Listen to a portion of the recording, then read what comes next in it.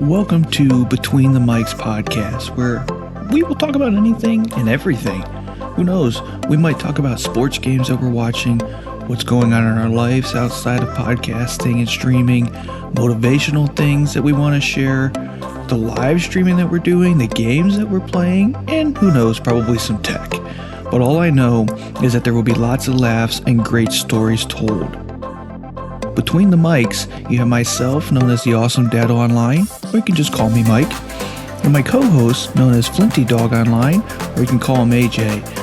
We appreciate and are excited to have you here and joining us and listening to us as we take you through our chaotic mayhem of thoughts between the mics.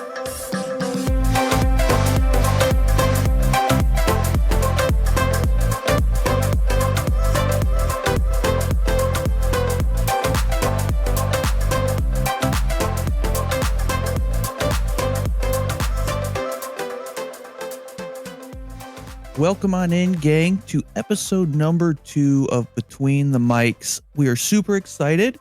We have a couple guests in the house with Flinty Dog and I tonight. We are pleased to announce that Gabbanelli, our lovely producer, is here with us tonight. So what's going on, Flinty Dog and Gabs? How are you guys? I'm excited for that second episode there. Sorry, Gabs, go ahead.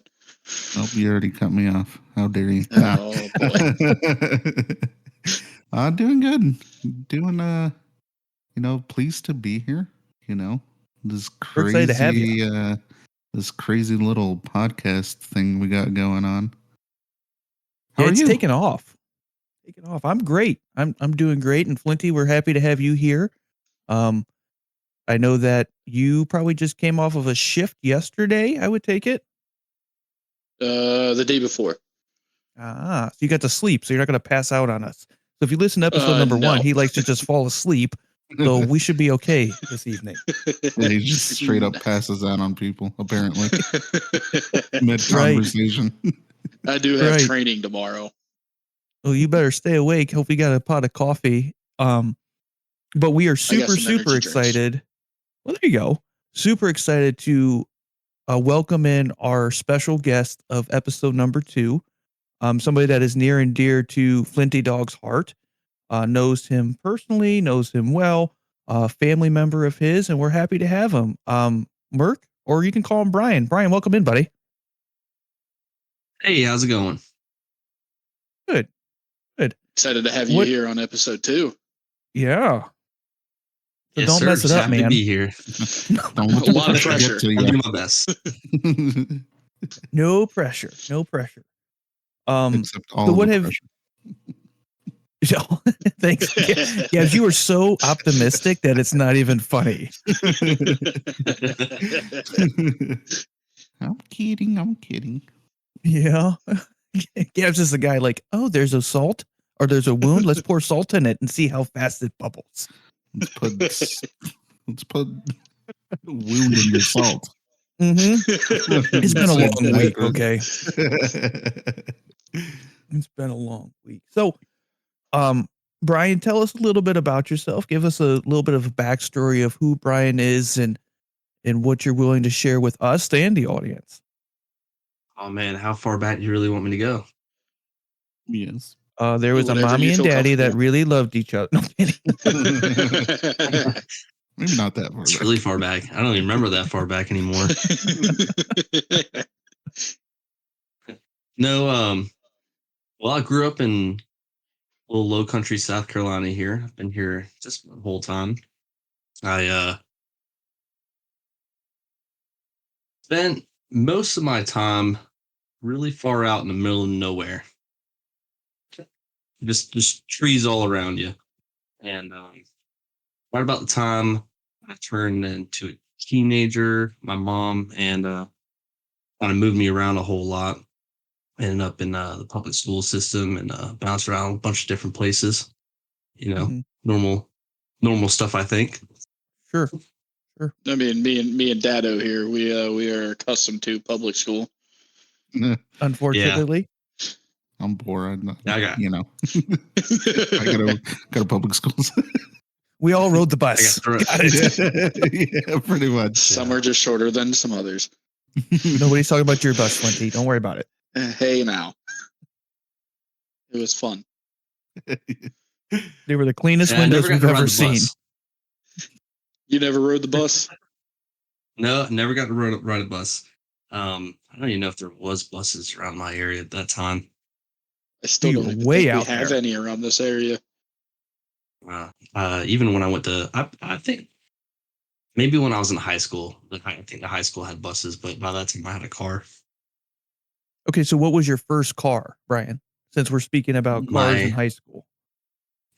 My first car was a Toyota Corolla 2001 that I pulled everything that wasn't necessary for their car to run. I pulled out of that thing. It had one seat in it. Weight reduction didn't go fast at least. I watched Fast and Furious one too many times. There was empty nitrous bottles in the passenger seat. It's no big deal. Cracked them open and just went poof. Yeah. Sounds like a lawnmower Surprised no one. firing. Yeah. Surprised to no one I blew the motor in a Toyota Corolla, which I at the time thought was impossible, but turns out, you know, if you redline it enough times. Yeah, it'll do that to any motor. I've heard that if you. Yeah. I think 17-year-old me didn't know any better. Right. There's actually a funny story, and I'm sure that AJ's actually going to reach through the mic and smack me, but I'm going to tell it anyways because I don't care. Free. So I'm kind of interested or scared at the same time. So it's probably the first time that I ever got extremely pissed off at Flinty. Is he borrowed my truck? I had a Dodge Dakota with a 4.8 V8 in it, or 4.7 V8 in it, and I thought it was the baddest guy in town, right? 4-door, love that thing. Straight pipes. Oh yeah. You knew when I was coming. There was no hiding me pulling in anywhere. So much so that we used to have to put my truck in neutral and roll it down the street so my dad wouldn't know when we were sneaking out of the house. Whole different other story. But so AJ borrows my truck. I don't remember what for, but I do remember getting a phone call from him going, "Hey, I just blew all the brakes out of your truck." And I'm like, "What?" "Yeah, somebody cut out in front of me. I slammed on the brakes and you have no more brakes." I'm like, "What the fuck are you talking about?"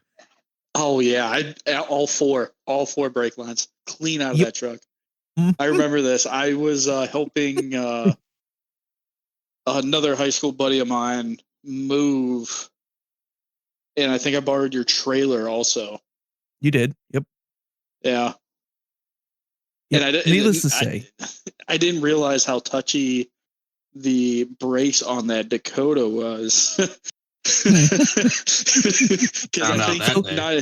I found out more than once because somebody else was a little tired because he spent a little bit too much time with hanging out with somebody the night before a duck hunt and was a little tired and decided to let me drive to the duck blind, and I blew the front two. Yep. And then later on that day, I blew the front two again. Yep. Just kept blowing them out. Needless to say, Flinty's not allowed to touch any of my vehicles. Oh, did he really? Okay, now I need to hear this story. What did he do to your truck? Hold on. Which truck? Which truck? So a little bit of backstory. Flinty used to work with me and drive it's a 2011 F350 with a service body on the back. So it has those big steel bumpers, on the very back that you can jump on those things. And they are all bent to hell because someone has a hard time backing up a trailer. That'll do it. Just put a backstory to everybody. I am perfectly a very good driver. I have my CDL and I drive I drive fire trucks. Those are straight. Those don't have trailers. Yeah. It's the trailer that gets you. That damn thing's always following you around. I'm hearing two stories that say otherwise. Right. Hey, if it's smaller than a fire truck, I mean, I have a Smaller than 2003 a fire Buick. truck. I have a 2003 Buick LeSabre right now. Good old pimp mobile, and my door sounds like a gun going off every time I open it because I hit a deer. Oh boy. You hit a deer, the deer hits you. This is the question. The deer hit me. I was coming back from a that's what they always structure say. fire at 4:00 in the morning. I was tired, and it was an off-duty response. And this deer decided to just play chicken, and it lost. It's surprise. Here I am in your way. I was so tired. I just kept on driving. I think both of you lost that one. Yeah, I had to replace a headlight, and my door screwed up. What did the deer have to replace? It's life. Wah, wah. But I will say, in my defense, with your bumper there, Brian, your driveway sucks. Backing that trailer out. Yeah, you got to be a pretty good driver to drive down our road. Yeah, That's a lot like of you cocaine. have very little room for error. So If you mess up by like a foot or two, you'll drop the trailer in the ditch, and the ditch is like 2 feet deep or so, or a little bit more maybe in some places. So you'll lose it. You'll lose the trailer. And you trusted Flinty Dog to back the trailer up there, Brian? Out of necessity, somebody had to drive the truck. fuck you. I can't turn all the wheels. Neither can he, apparently. Okay, so we found out what Brian's first vehicle was. You heard what mine was. AJ, what was your first vehicle? 2001 Ford Focus. Remember that? Oh, I little remember silver the piece of Focus. yeah. Yes. The little rice burner that was. Well, rice burner that could more. And My sister, so I got it from my sister. Hand-me-downs. And she played ping pong in the winter in Ohio. She bounced it down Stowe Road. Like, yeah, so many times. I was super confused for a second. I'm like, I don't remember there being any competitive ping pong tournaments in the With the area. vehicles. I was so confused. Dude, we had to get That's how you to Rocket come League out. was born. I think you had to Right. borrow Richie's truck. I did. I had to go get his tow truck. Yep. Yeah. Yep. And come pull Oh, it out. man. But it Brian and I, Gabs, fortunately or unfortunately, I'm not sure how to put it, but we both know AJ. And he's not a small human being. Love you, buddy. You're not. So I'm seeing not. him get out of a Ford Focus, hilarious. You should see me getting out of Hilarious. this Buick. Oh, that's great. Gabs, let me just tell you, I'm like 5'10", 270 pounds on a good day. On a good day. Before or after your morning poop? After. The scale doesn't read before the morning poop. wide dude. I'm a wide dude. Damn, he's thick. Yeah. Right. Okay, so we know Dado's, Brian's, AJ's. Gabs, what was your first vehicle? Believe it or not, I had the bigger version of your truck. I had a 2000 Dodge Ram. Very nice. Yeah. It was the Fancy. extended cabs with yours had straight pipes, you said? Oh, yeah. Yeah. You knew I was coming. It was screaming. Mine had side exhausts. So you just went straight header. Pretty much. It was in front of the back tire. That shit. And I had the Barely pipes. 5.9. I had the What's that, 5.9 Brian? in it. I said barely pipes. Barely pipes, yeah. Yeah. Barely exhausts. The funny story about that is it was running pretty rampant here, where they were stealing the cats off, vehicles. Mm-hmm.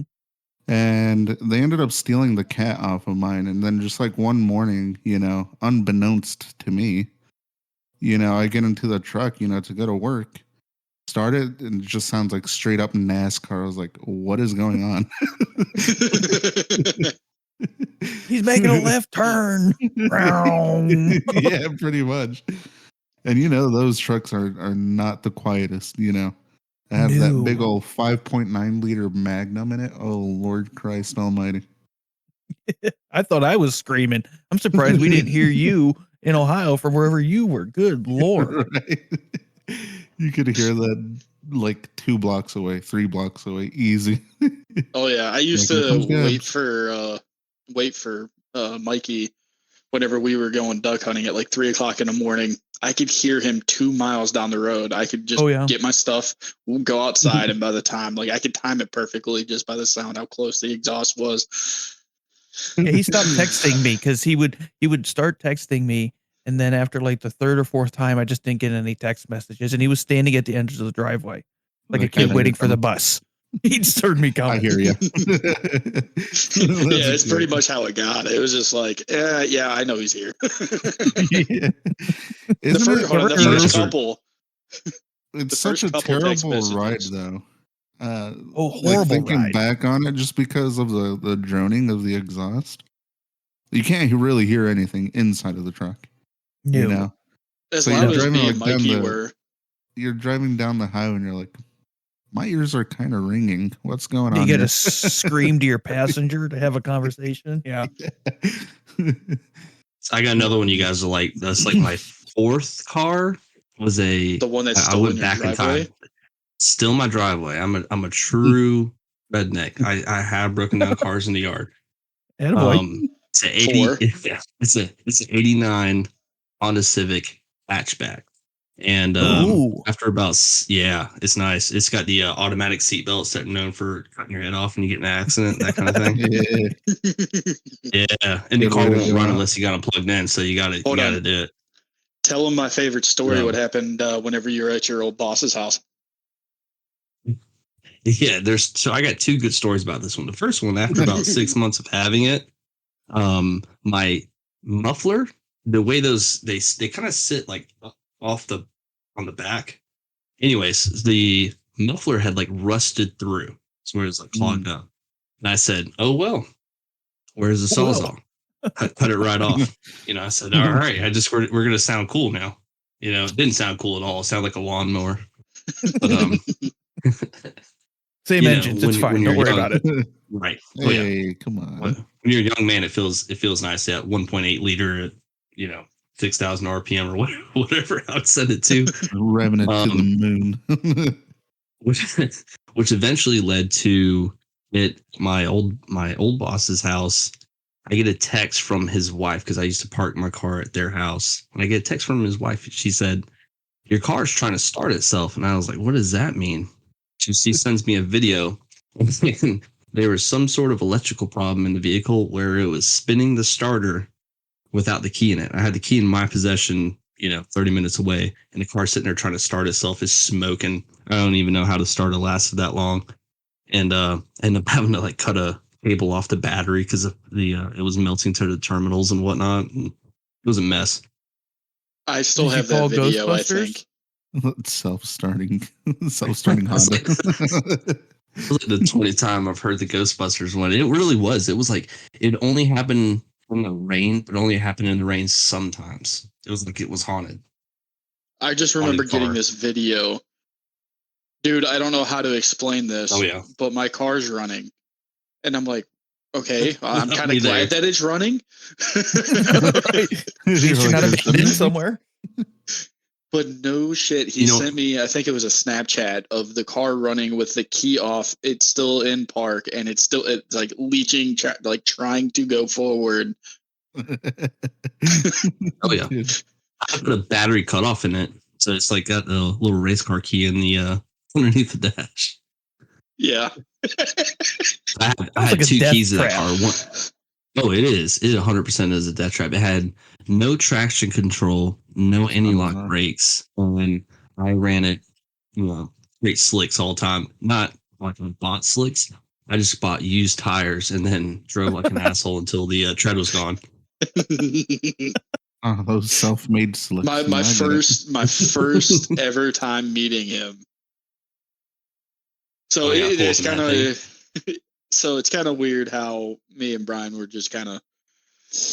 Anyway, my sister meets this dude, and it's Brian here. I'm living up north, far away from them. Doing my own thing. Next, I get a phone call from my sister saying, "Hey, we're getting married." I'm like, surprise. Who's we? So like I haven't heard about Brian. I haven't I was just doing my own thing, and all I heard was, "We're getting married." I said, "Wait, who?" And then next, I fly down. First time ever meeting him, I was on their wedding. Like, what was it? 2 days before your wedding? I think it was more than that. I think it was like you came down earlier to help set up. Yeah. So it was like I took you to Nala's and got some boots. Yeah, oh yeah. Yeah, I remember that. I had the Bronco. Remember we had the Bronco? We took that other weird dude with us. I can't remember his name. The guy that we just weird dude. Oh no. He was weird. He was weird. Like meeting the alligators covered in marshmallow weird. Wait, what did you just say? Yeah. He got at my wedding. Yeah. Let's just say somebody tried to crash my sister's wedding, and I love my sister to death. And if she didn't give me like, "Hey, leave it alone," look, me and Brian would have had some great brotherly bonding time, just smearing this guy across the property. Because I think I was like 2 feet away from him. So hold on, let me run it back real quick. So somebody that's in the wedding party, which is one of my sister's best friends, like God, lifetime, like Ohio best friend, and her ex at this time now ex is a troublemaker. Let's just say he doesn't see eye to eye with the Lord and Savior. We were going to make him meet the Lord that day. Now, this is the first introduction of ever meeting Brian's family, and he has this brother that is amazing. We were all on the same wavelength.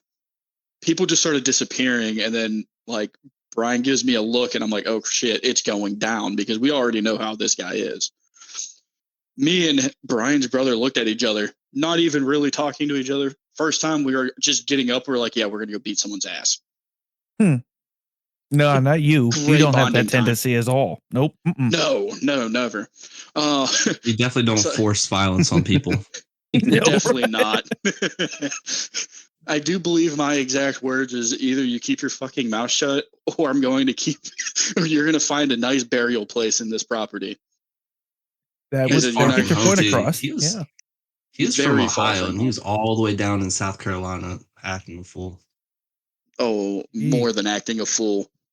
But this was like the first time like ever like getting to know Brian. And in episode 1, I mean, I'm not trying to, make this into a, softy fest or anything, but this don't dude make me cry, damn it. he's been a very big part of my life in the past 5 years. Oh. And but this leads us into the next segue about your story that I kind of mentioned in episode 1 I've literally watched you turn something so small and from getting fired technically or getting let go from a company that you've worked for since you were 16?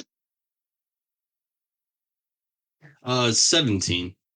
Yes, at a young age, and then you turned everything around and turned it into what you have now. Yeah, that's what I'm going to lead into. Story if you like.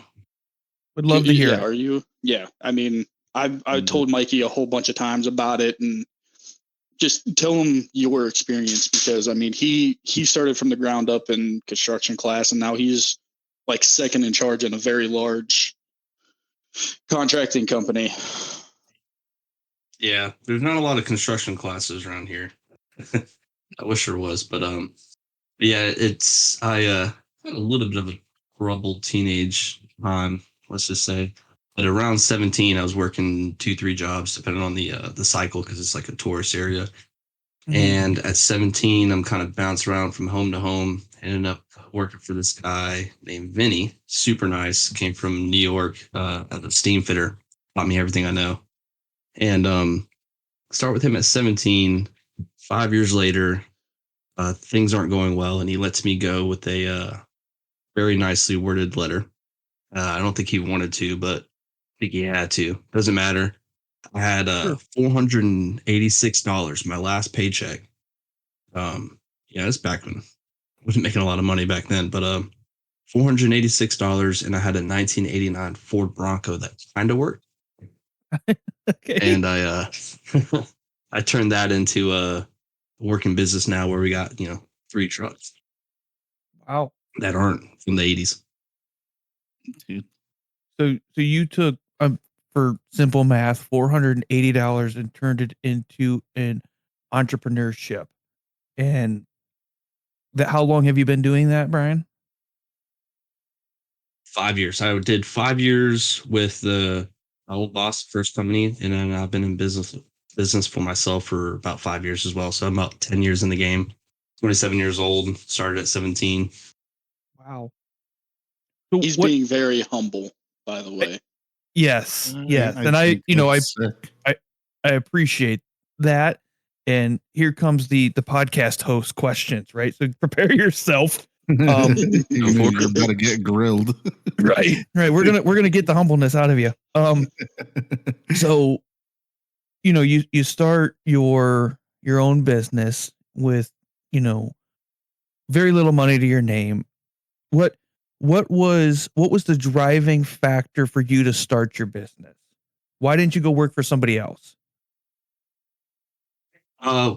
It's a very good question. I really wanted to be an entrepreneur. I wanted to start my own business, and I had actually had a couple really good opportunities to go work for somebody else. And at first, I had a lot of people telling me like, "Hey, this is a really dumb idea." Like guys telling me like, "You don't have anywhere near enough money to do this. You don't have the type of connections to do this," and kind of threaded the needle on that one. And I had some people help me. My old boss connected me with some people that gave me some work, and I turned that work into business.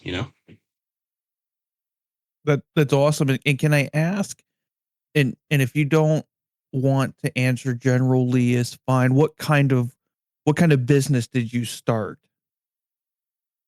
Oh, we do the easy way of saying it would be we do gas piping. We do like propane, natural gas lines. We also bury propane tanks. We do like underground gas lines, above ground gas lines, anywhere from commercial to industrial setting. Anything from 1/4-inch tubing all the way up to 4-inch pipe if you asked for it. Wow. That's pretty amazing. So you started the business, you made a name for yourself. When did you feel when did you feel your first success? When did you feel like, yeah, this is actually going to work? Where did you lose the scarcity or scared mentality of starting your own business? I'm still not there. Still not there. Okay, it's fair. Still not That's there. a very honest response. I feel like that's It's one of the things that don't go away, really. Because you want your business to thrive. And we've had some troubles too. This isn't I didn't pick the best time to start my business. I started my business in 2019, right before the big C word, The unspeakable. And the unspeakable. So things were going pretty well in early 2019, but 2020 hits, and it's been a battle ever since. And the first battle was I was this really young company without a whole lot of workforce, without a whole lot of. No, I just came on. I'm sorry. That was a radio. Anyways, um, I was starting out with this really young, company without a lot of workforce, and at 2020, when the pandemic started, my little area here just boomed. So we like tripled in demand for construction. People are building houses like crazy. People are buying houses down here sight unseen, and then hiring people to renovate these houses before they even showed up, and so a lot of people burned out really fast. That was the hard part for our little community here, was just to try to rise to the occasion of this big boom in the housing market and in our area, with people running away from cities or wherever they were coming from. Sure. And then since then it's been like slowing down and settling. The dust is settling, and we're all trying to just kind of stay alive and not drop out from inflation or wherever you want to call it.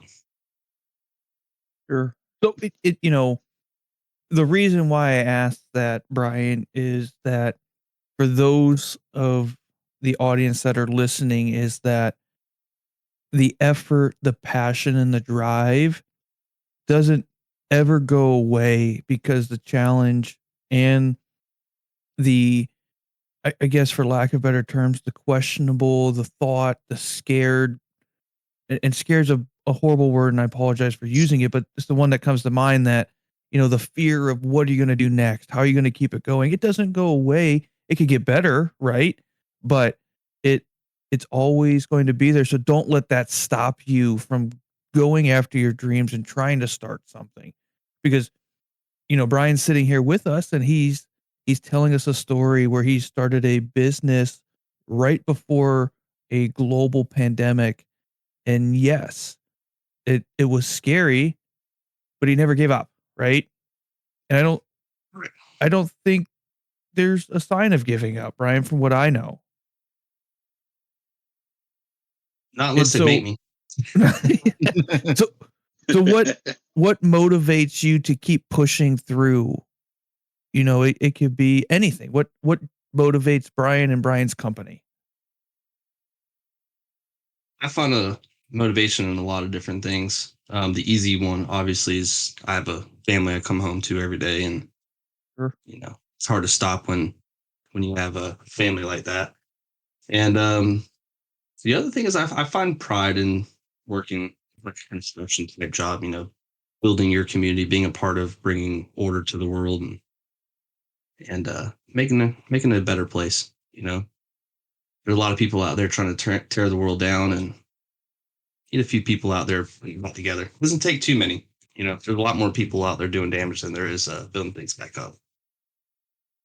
Couldn't agree more. I completely, my mentality is the same way. It doesn't matter how small of an impact that you're making an impact which will change somebody's life. And you showing up, or AJ showing up to help somebody in a time of desperate need, or Gabs. I know that we haven't really spoke about what you do outside of the podcast, but even what you do to provide joy in the atmosphere that you're working in, that's making an impact, and every impact counts. And that's just awesome that, outside of the family, we all have families that we absolutely love, and is truly the deep inside motivational piece, but knowing to make an impact at the community, that's pretty powerful. It really is. And the blue collar community, I mean, I'm in the fire service, and if anybody else is listening, the fire service, we're kind of, family in a way. And I mean, coming from the blue collar field, I worked with Brian. I mean, I worked with you, Mikey, a few times. Yep. And we all full of dark humor, caffeine, and everything like that. No. And people think that we're just this rugged type of people, but deep down, I mean, I've seen, like I said, Brian's being really humble. My perspective of actually him watching it, and I mean, watching both of you grow over the years, I mean, it's phenomenal. Like, I love people growing, and even though Brian doesn't see it, I mean, he's doing a really good job.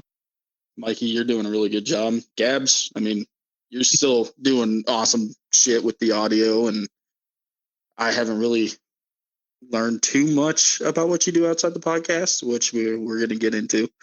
I'm sure we'll get into it.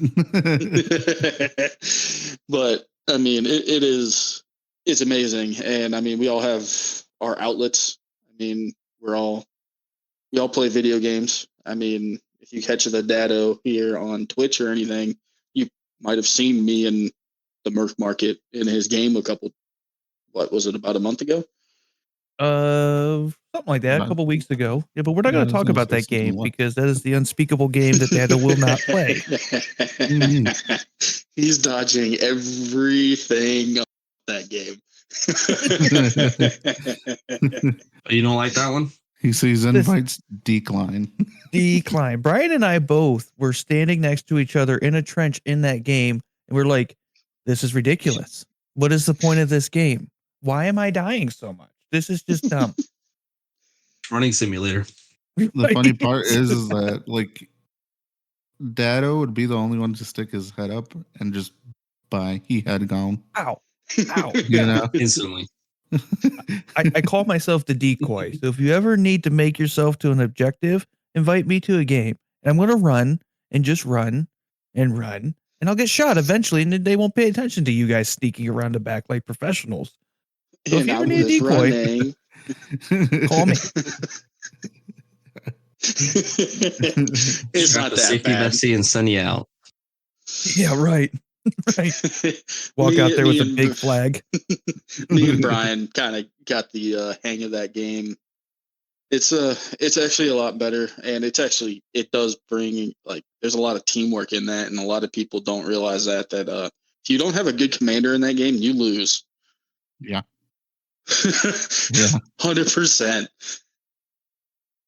I don't pay attention to the commander. Like. Yeah, so it is. Maybe that's my problem. Paced. Say that one more time. I don't pay attention to commander. I never have. So maybe that's my problem in playing that game. Granted, you did turn off all voice chat in that, so, like. Well, when they are just dropping words that are unspeakable and talking about ethnic groups, yes, Gabs, I'm going to drop them as quick as I possibly can. The other day, you know, when you guys hopped on in surgery, I was like, whoa, all right. That certain group of people that I'm a part of. How dare they? Oh, man. I mean, truthfully, I find there's some shit that I just find insanely funny. It's hard to get under my skin. So, I mean, when that got blasted out through stream, I was like, oh, man. I'm over here slamming buttons, trying to, like, get out. The panic in Dado's face. I was like, oh, you don't like that word. No, hey, man, Brian, I'm a people's person. It's gamer words. No, I know exactly where they're going with this one. I've been on the internet. I mean, you're an avid. Help me out here. Brain's not functioning. Avid. You got it. Thank you. Sound it out. Thank you. Sound it out. You got it. Sound it out. I believe.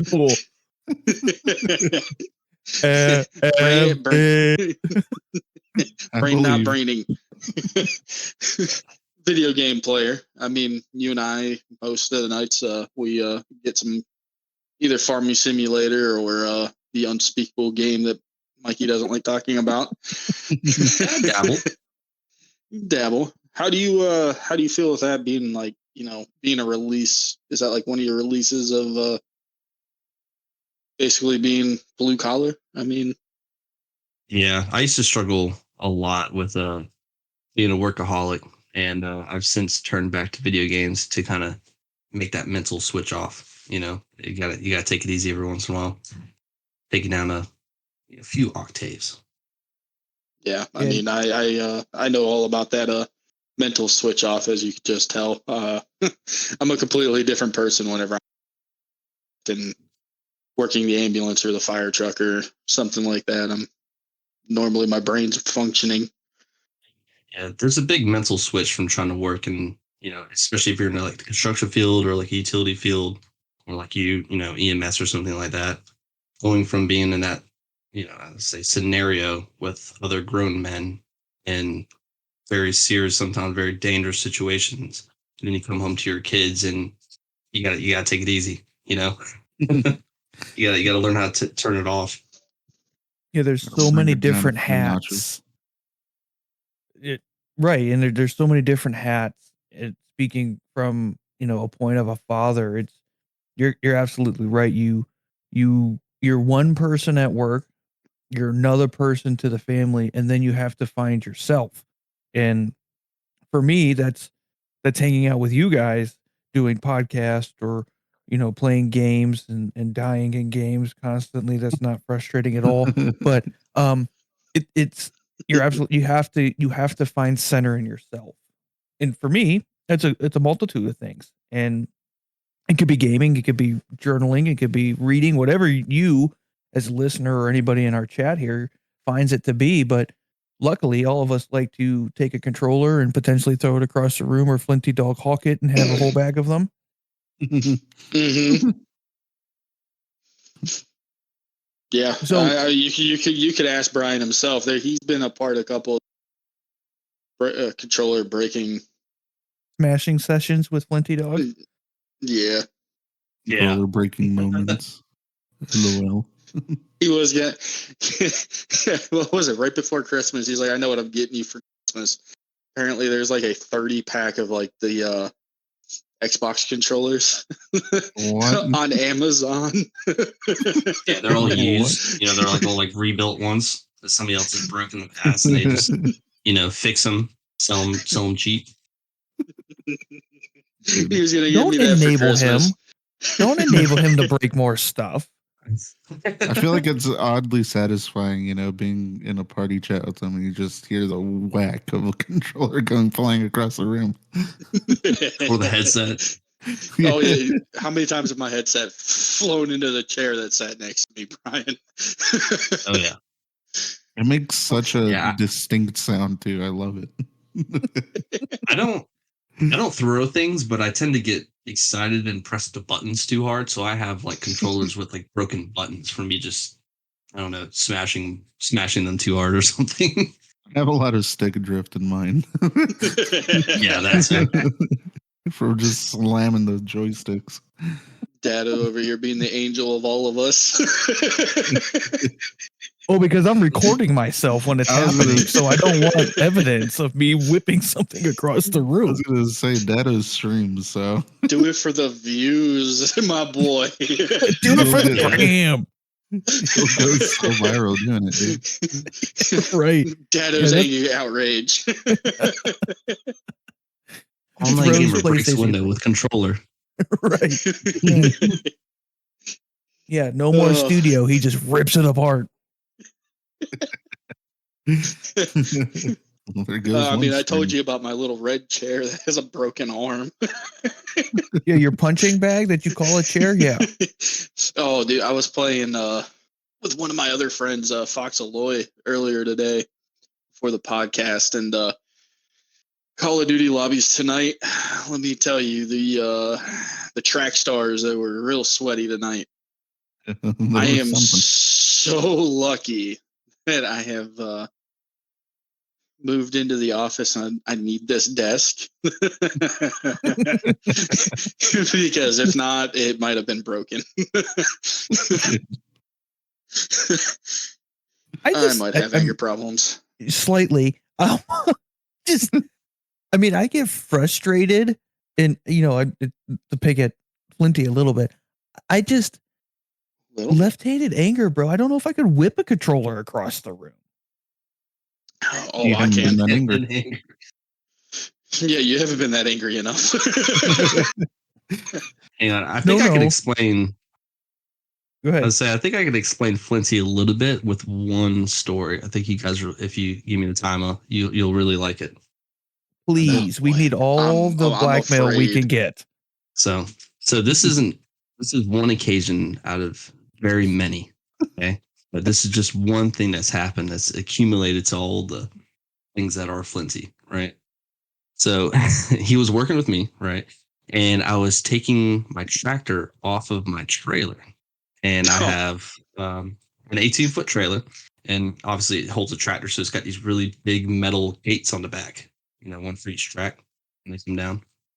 And they're spring assisted, but just kinda. It's more to help you bring them up than to let them down slowly. So if you just let them go, they just go, and they're each 200 pounds, really heavy. So AJ says something to me on my right side, and I turn to the gate and I unhook it and I'll let it go, not realizing that AJ is walking behind me, and it gets so it's sitting straight up at 90 degrees, and it gets somewhere near 45 degrees and just makes direct contact with the top of his head, makes him right out. Oh yeah. And it made such a for a week. sound. Oh, it made such a sound when it hit him too. Like it shook me hearing it. And I was like, oh my God, are you alive? He's dead. Was it like the Taco Bell gong? Please tell me it was like the Taco Bell gong. Oh yeah. Yeah. Piece of metal hitting AJ's head, which is almost metal. It literally made a Jesus. Hold on, let's set the backstory on this. We're getting ready to bury a tank. So we're getting the mini excavator off the trailer. Now we have this contracting company that we do some work for, the contractor that we do some work for. They're there trying to, find a good place to put this propane tank. He is in the middle of the conversation with the technician that is on scene. And I said something like, hey, I think I was grabbing the cable or something to get it prepped or something like that, because down here you have to tie the propane tanks down even if you put them in the ground. I didn't realize that he was going to drop. I thought I had enough time because he was in conversation. That was bad judgment on my time. I didn't move fast enough. Bong. Poor communication. Poor communication. It was bad. And then I think I sat at the driver's side of the truck for 25 minutes just trying to gather my thoughts that were on the pavement. Yeah, they were back there at the back of the trailer if you're looking for them. Underneath it. Right. Dude. I've had would have died for sure. Yeah, I've had my bell rung a few times. It's not like that. I just picture, those videos every now and then that will pop up on like YouTube Shorts or something where like these college kids are playing baseball with their metal bats and they whack the ball. Mm-hmm. It's just that distinct dink. For whatever reason, that's what I'm imagining. Yeah, there's one aspect of my brain damage. Flinty heard that sound down to his core. I felt it through every bone in my body. I can still hear it in my head for sure. That one's never coming out of your head. Were you there, Mikey, whenever we were doing that tree trimming job and the branch fell on my head? Jesus, dude. No, or was that the other delinquent I hung out with? Might have been the other Okay, well, first off, we're going to go back. And I want to remove myself from the category of delinquent. Thank you. Who grew up with you? Okay. Story about tree hitting your head and go.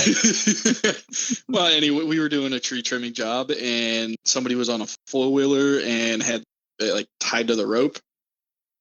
Here, whoever was climbing the tree cut it weird, or it had a twist or something inside of it, and it changed directions.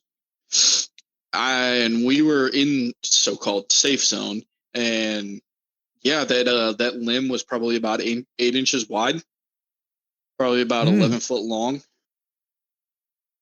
and it didn't have enough slack, and it right where the top of my head was where the slack stopped and it just hit me right at the top of the head. Gong. Yeah, so I think there's a lot of brain damage. That explains a God lot. gave you a hard head. Now that I think about it. Hey, Gabs, okay. To previous conversations, it's all clicking now. I mean, that's why I run into burning buildings for a living, I guess. You know, Trying to fuse it all back together with as much heat as possible. Weld your dog and that together. Speaking of that, I actually do want to buy a welder here soon. Oh gosh. Oh, that doesn't sound safe. That sounds a little scary. I mean, I was helping a friend of mine that I work with. He's doing some fabrication for he trains dogs and stuff, and it felt really good getting back behind a welder and doing all that. It was fun. Laying down some fat beads. Oh yeah, dimes. Spreading the I wouldn't say dimes. dimes. It would be more like a dime that got ran over 500 times, but you didn't have to do too much grinding. It was a dime that had a trailer gate dropped on it once or twice. Open the door. All right. There might be a story where he stood behind my truck while I was putting a boat in the lake. Well, duck hunting where he was in the way. There might be a time where he was in the way when I was putting the boat on the trailer. Or, I mean, there's just his depth perception and timing. We were not bringing that time up, okay? Well, I just did. So get out the way. Sometimes I just think people are better at driving and they're not. Oh, it's our fault. Oh, now. It couldn't 100%. Be the 270-pound, 5'10" guy in the way. That's good copium. Solid copium. Way to deflect. I'm just saying. I tried to deflect things, but it didn't work. I just end up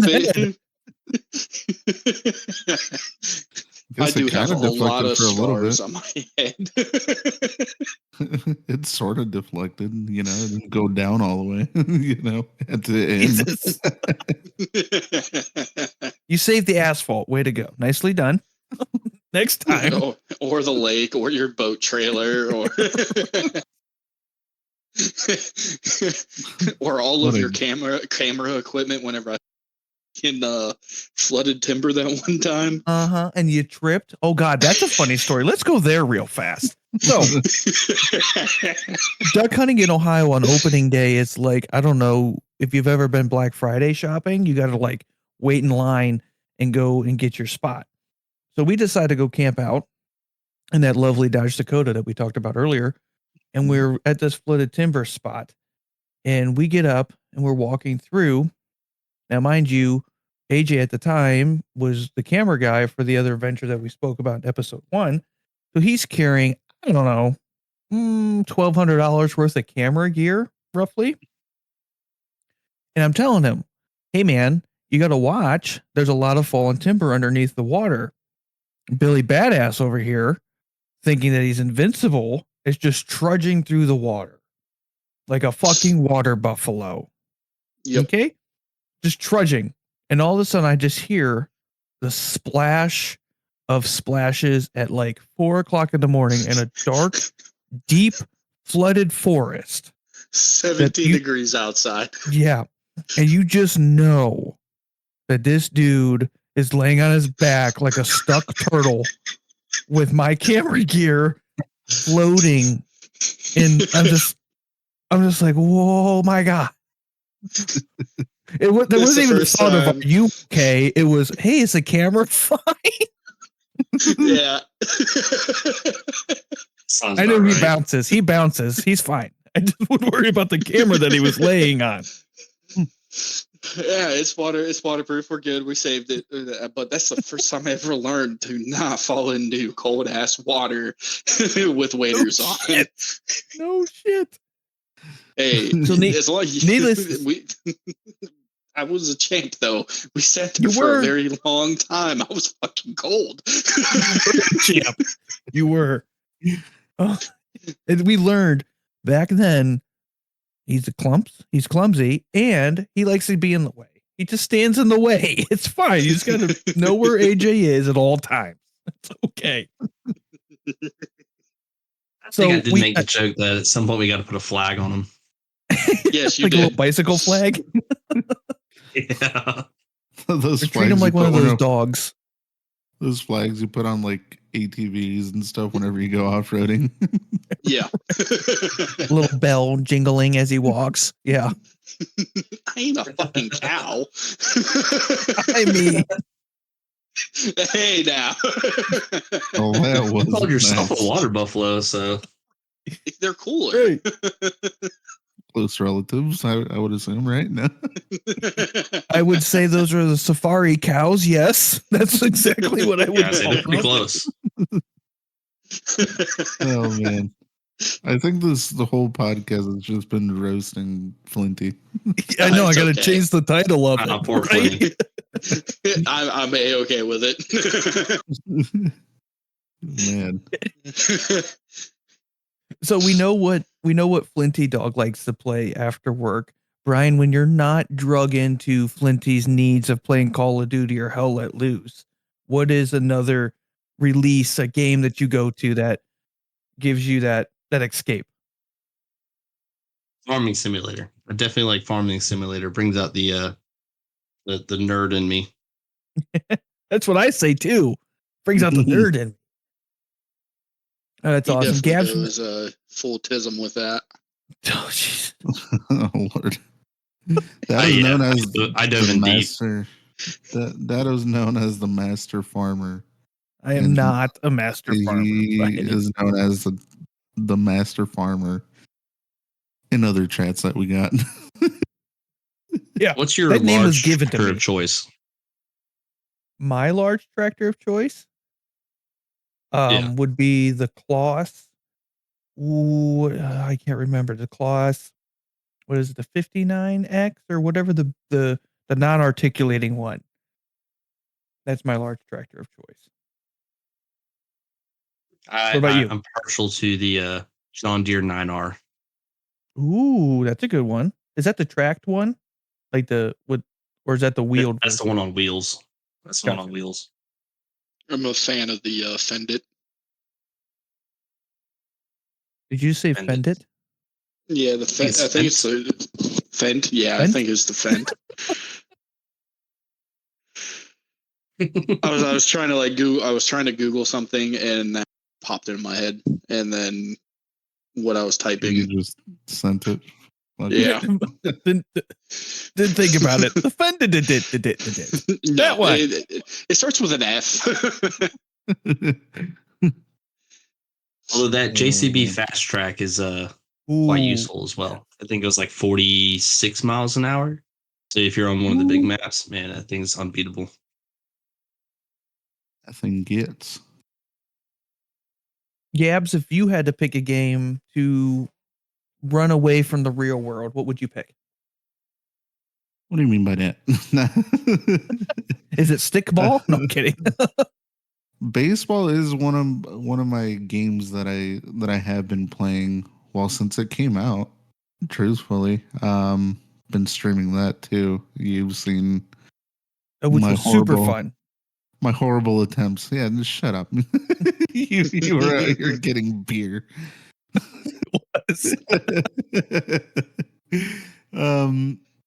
That's one of my favorite games to go to. Like whenever I just want to turn the brain off, really.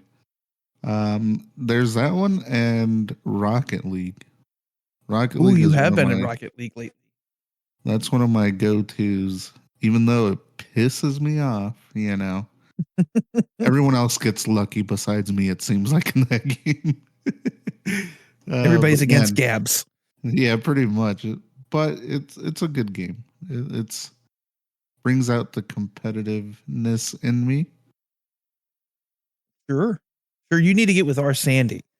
I keep telling him he's got to get with you. I've been saying, like, I need to invite him. You know, I've said it in your streams a couple of times, and I just turn the brain off, man. Forget that is just, man. That boy is I don't know. It's like his game is like a built-in talent as Rocket League. Between Maybe I'm low-key scared that he's just gonna, maybe embarrass me on that game. maybe I don't know. I think it's a generational thing. You think? Why do you think that? Yeah, because he's like at that age where Rocket League was basically coming out whenever he started playing video games. It's true. It's true. And it's just embedded in them. Like, I mean, Brian, can't you say that about your middle child? And she has taught us that have been playing games for 15 plus years. And then she's a Minecraft wizard. Yeah, 6-year-old. I mean, she's coming over and she's like, "Oh, I know how to do this," and it's like, "Wait, excuse me? Mm-hmm. That's in this game."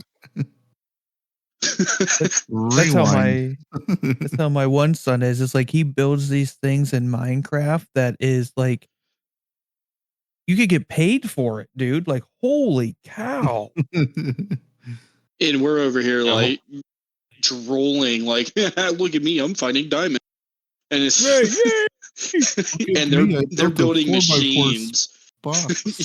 Yeah, and they're building machines that literally produce diamonds. Right. Self-mining things. My little one's evil. She, I handed her the controller one time, went to the bathroom, came right back, and she handed it to me, and I was staring at a dragon. Say thanks. Hey, thanks. That's exactly what I was looking for. How'd you know? You're like, or she sets traps. Oh, good. Good for her. Yeah, hey, Dad, walk that way. Me and Brian were playing, and she was playing with us. And now me and Brian been working on this one world for what, 2.5 years? Something like that. Off and on. And next, she joins us one day, and literally she moves or like diamonds and like sapphires and stuff that we. And she moves everything, and she's just giggling. Hide and seek. Yeah, right. Trying to find it now, idiot. Pretty much. She's like, ass. Pretty much. Oh man, wow. She's a riot. That's why I don't play with my kids. Like we have a Switch, and we have like the equivalent to what I call Wii Sports, and they're like, "It's Nintendo Sports, Dad." I'm like, "It's Wii Sports. Shut up." And Wii U Sports. I remember this. I remember. And like, I won't even play with them. They're so competitive. Like you play the sword fighting, like I don't have no clue. I won't play with them. They're horrible to play with. And they just shit on you. Listen, that's not what I said. Dado leaves with his feelings hurt. They've been hurt all day. You're grounded, damn it. What did I do? You played like an asshole. You're not going to disrespect me like that in my own house. I pay the bills around here. I will win the bowling game.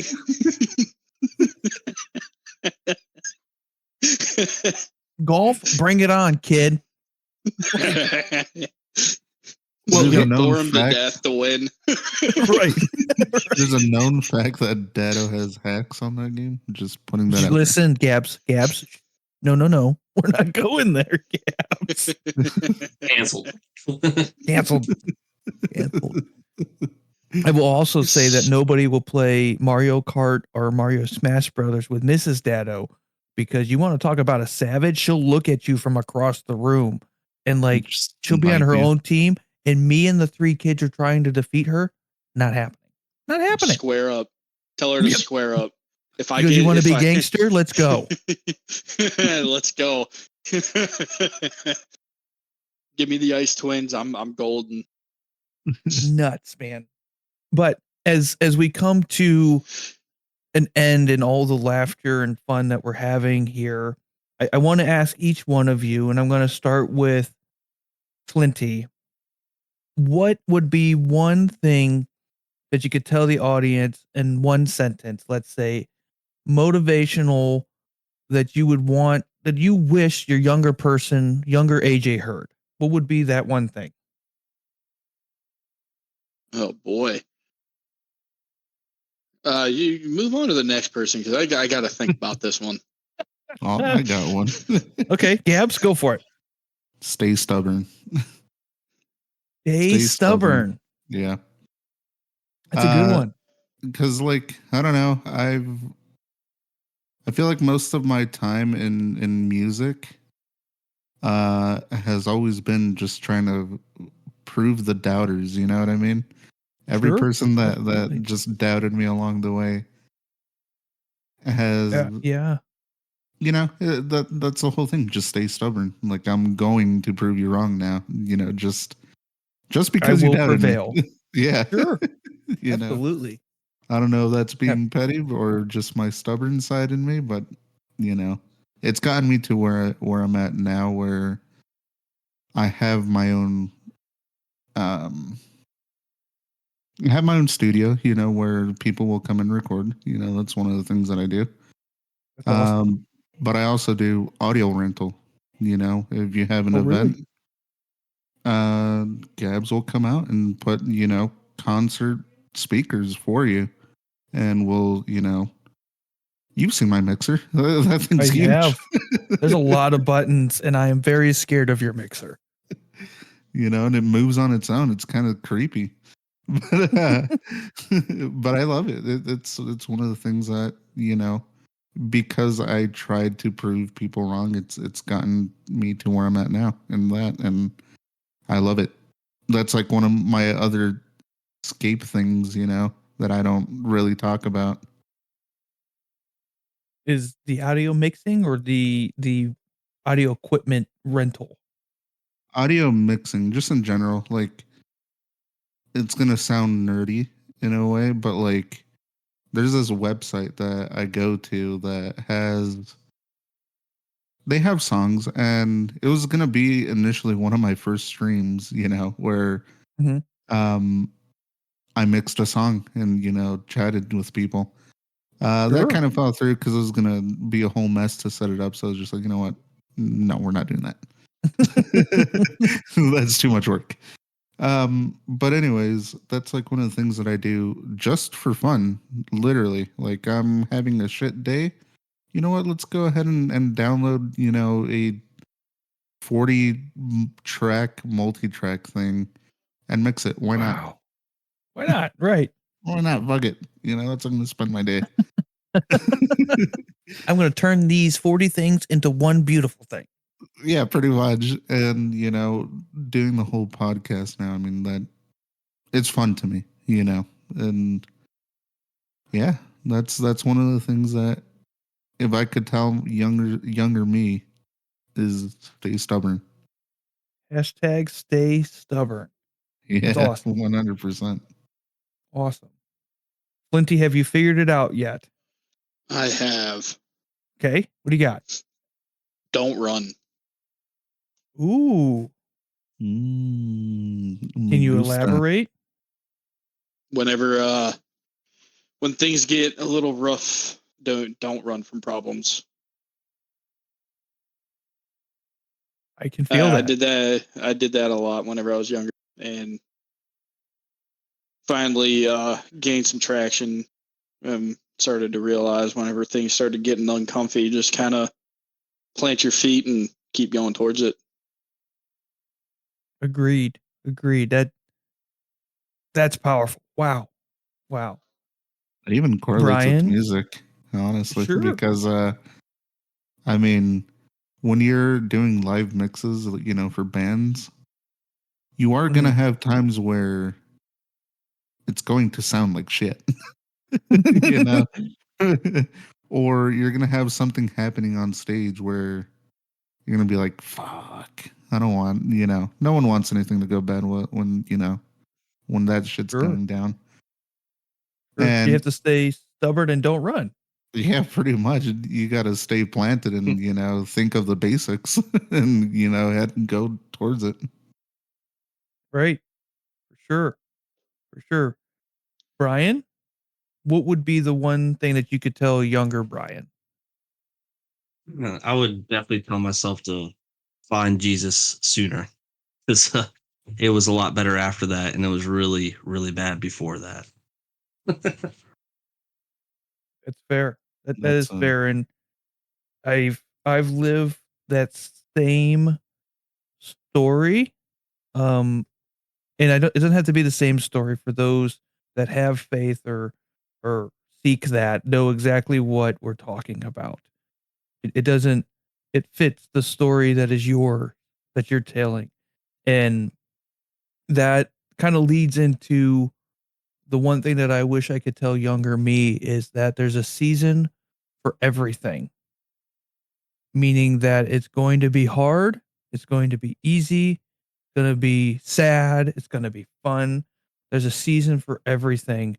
And the three awesome things that we all just shared, Flinty Dog of don't run, Gabs of stay stubborn, and Brian of finding whomever you need to seek out and face sooner, all correlate to understanding that there's a season for everything, and everything will eventually play itself out as long as you do those three things. And that I hope is what we can leave you with in episode number 2. I am beyond thankful for Brian. Thank you for coming in and sitting with us. I hope that maybe you'll come in again and hang out with us some more. We would love that. Yes, sir. Thank you for having me. Absolutely. Absolutely. Gabs, we know you're going to work your absolute magic in the background. Flinty Dog, you're always a joy. Even though we got to keep you on track every once in a while.